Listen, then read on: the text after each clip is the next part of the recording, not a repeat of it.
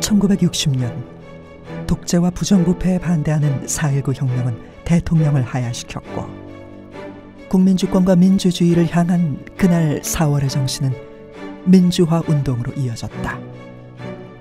총칼로 무장한 공권력 앞에서도 두려움 없이 항거한 역사. 그리고 민주화를 열망했던 민중들의 외침은 거대한 물결이 되었다.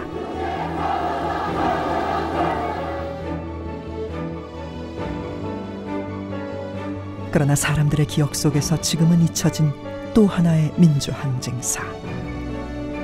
오늘을 사는 이들에게 인천의 그날은 어떤 날일까?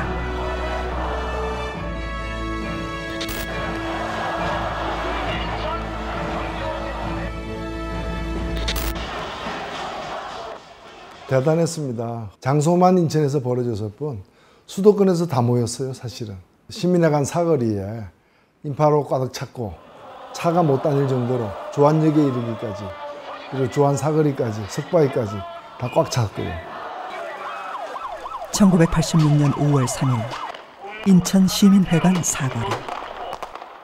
한창 정경이 막 올 때 도망가면 다 잡았어요. 모든 학생과 뭐 여성, 남성, 노인까지 다 잡아들였어요. 집권 세력이 압제를 하면 할수록 저항하는 사람도 아주 강하게 저항할 수밖에 없더라고요. 무모했지만 치열하게 싸웠던 그날. 53과 60은 바로 시작과 끝인 거나 마찬가지. 전두환 정권에게 치명적인 타격을 가하려고 했던 것이 5.3 인천투쟁입니다.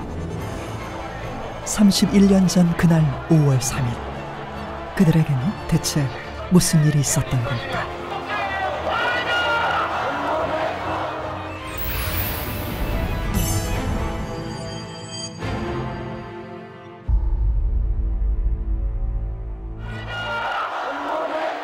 (1986년 5월 3일) 광장과 도로 수만 명에 달하는 대중들이 감동으로 물결쳤다. 힘찬 함성과 노랫소리로 가득 덮인 그날 그곳은 일종의 해방구였다.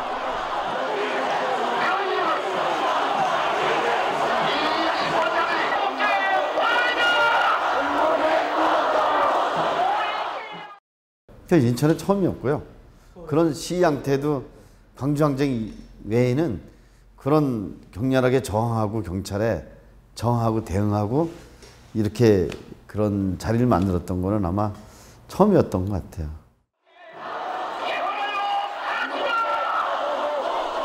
아무도 예상치 못했다. 당시 시위대 추산 10만여 명. 마치 둑을 무너뜨린 듯 사람들이 걷잡을 수 없이 터져나왔다.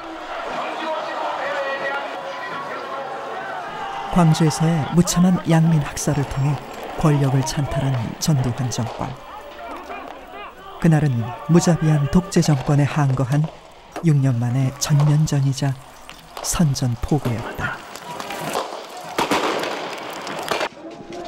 대통령 직선제를 공약으로 85년 2월 총선에서 돌풍을 일으킨 신한민주당은 그 여사를 몰아 개헌 요구 1000만 서명운동과 더불어 개헌 추진 현판식에 돌입한다.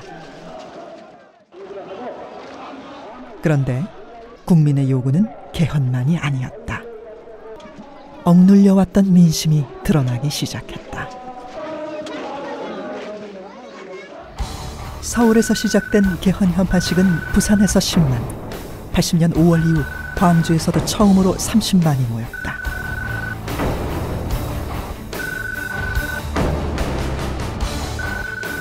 야당의 합법적인 개헌 현판식 공간이 제야운동 세력들과 시민들의 집회 장소로 확대되었다.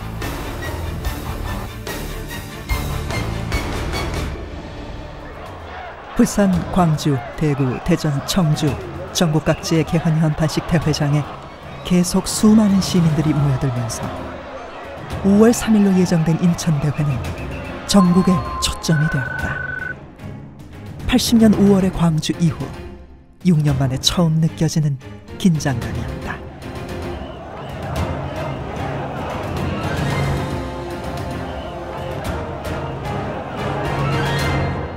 그렇게 올라온 아주 폭발적으로 힘이 느껴지니까 인천 집회에서 막을 수밖에 없었어요. 여기서 이 집회를 더 이상 유지했다가는, 허용했다가는 정권이 허물어진다고 그렇게 그 권력의 이제 긴박감이 이제 온 거죠. 신민당 현판식이 예정된 시간은 그날 오후 2시. 그러나 정오가 될 무렵 긴장과 정막은 깨졌다.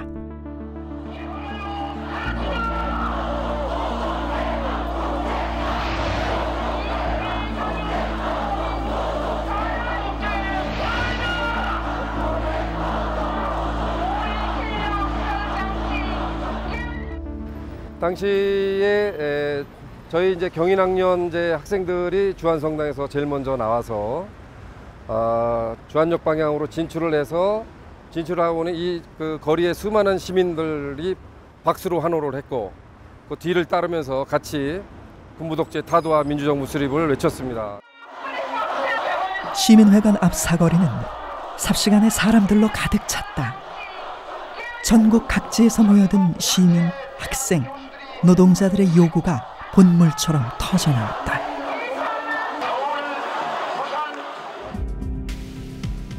(73개) 중대 1만여 명의 병력이 사거리 통로에 배치됐다. 대학생 6천여 명과 노동자 1,000여 명이 경찰과 대치하며 사거리는 순식간에 화염과 최루탄 연기로 가득 찼다. 분노에 찬 5월의 시위대가 뿜어내는 기세는 실로 삼엄했다. 무장한 경찰의 경계선을 뚫고자 맨몸으로 투석전을 전개하며 격렬한 전투가 이어졌다.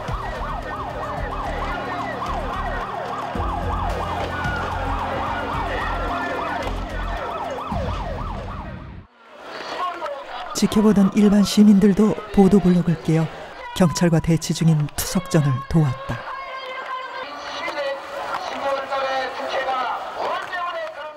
제일 무서웠던 거는 그런 분위기를 이용해서 군이 다시 나올 걸 제일 두려워했던 거예요. 그리고 사전에 이제 이미 정부에서는, 전단 정권에서는 이미 여기 군대 배치까지, 위수령까지 내리겠다, 이런 얘기가 벌써 경찰을 통해서 쫙 퍼져 있는 상태였어요. 그런데 오후 3시 45분경 뜻밖의 사건이 발생했다. 진압용 최루탄 발사기를 장착한 가스차 한 대가 시위대 중앙으로 돌진해왔다.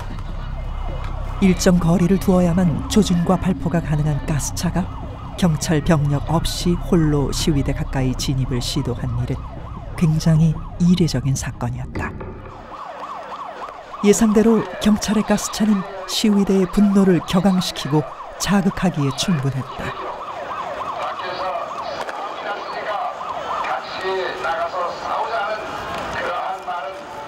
그리고 급하게 후진하던 중 가스차 후미에 매달려 있던 경찰 한 명을 깔고 지나가는 아찔한 사고가 발생한다. 죽을 수도 있었던 위험한 상황이었다. 대체 무엇을 의도한 누구의 계획이었을까?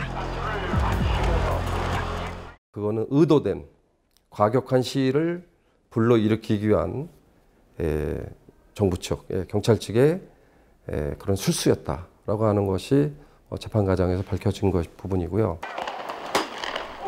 오후 5시 30분경 방어에만 치중하던 경찰이 대대적인 연행과 검거 작전에 돌입했다.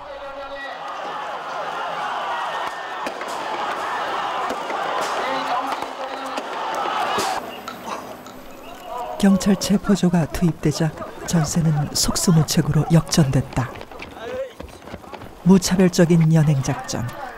그날 현장에서만 400여 명이 연행됐다. 언론 보도 역시 5.3 시위를 폭력과 난동으로 몰고 갔다. 집시법 위반뿐 아니라 소유죄를 적용. 현장에서 연행된 129명을 구속했고 수배자는 60여 명에 달했다. 80년 5월 광주 이후 최대 규모였다. 민통련 의장이었던 문익환 목사가 구속되었고 시민회관 연단에서 마이크를 들었던 민통련 정책실장 장기표도 구속됐다. 그날의 일을 그는 어떻게 기억하고 있을까? 투쟁도 제대로 못하고 엄청나게 구속됐지만 기분은 어떠느냐? 완전히 그냥 승리감에 또 치대 있었지. 승리감 곧 끝난다 이거야. 그러나 5.3 시위 관련 수배자를 색출해내는 과정에서 부천경찰서 문귀동은 성고문이라는 천인공노할 만행을 저질렀다. 온 국민의 분노가 극에 달했으나 전두환 정권은 부인으로 일관했고 문귀동은 당시 불기소 처분을 받았다. 어처구니 없는 결과였다. 민주화 운동 세력을 송두리째 뿌리 뽑으려는 극심한 탄압과 고문이 아무런 반성 없이 지속적으로 자행됐다. 그리고 이듬해 1월 박종철 고문치사 사건은 정권의 야만성을 여실히 증명해주는 분기점이 된다. 5.3 인천을 가지고 탄압을 하고 공격하면서 민주화운동 세력이 오히려 이렇게 투옥이 되면서 힘이 약화되고 그래서 저쪽에서는 사실 4.13 호원 조치까지 가는 거죠. 그러니까 이게 상당히 죽여놨다라고 생각을 하고 호원 조치로 그냥 갈 수 있겠다 생각을 했는데 박종철 사건이나 이제 5.6월 투쟁 속에서 다시 역전이 되는 거죠.